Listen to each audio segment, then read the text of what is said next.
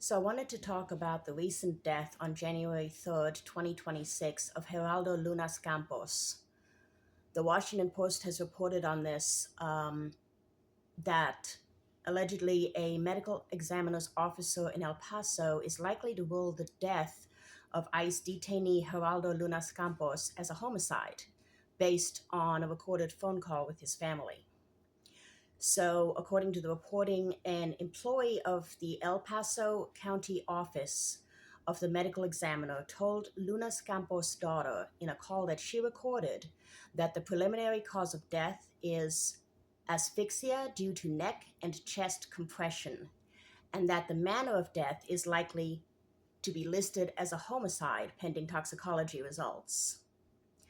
In addition, a fellow detainee told the Washington Post that he witnessed guards choking Lunas Campos at the Camp East Montana ICE detention facility in Texas on January 3rd, and said Lunas Campos said he could not breathe during the incident. He said that Lunas Campos kept saying, no puedo respirar, I think is how you say it, no puedo respirar, which means I can't breathe in Spanish. Um, ICE and the Department of Homeland Security claim that Lunas Campos attempted to take his own life. Isn't that convenient how people just take their own lives frequently in detention?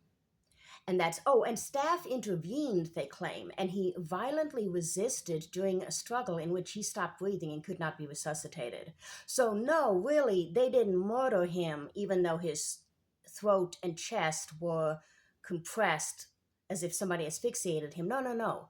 They claim he got hurt because they were trying so hard to save his life.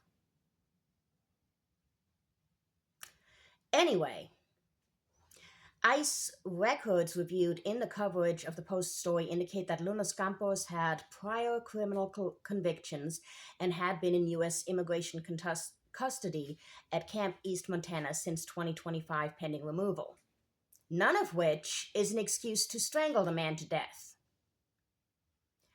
Now, one of the reasons this is significant is because Lunas Campos is one of at least four people who died in U.S. immigration custody in the first days of 2026. And this is, along with the shooting of Renee Good, putting a lot more attention, and rightfully so, on what they are doing with people, both in the streets and in their own custody. Because at this point, the list of people who have died in suspicious circumstances in their custody is getting really long.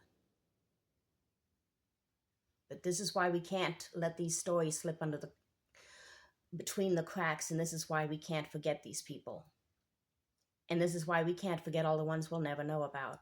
Because you know that if these are the stories we're hearing, you know that there are a lot that we will never know about.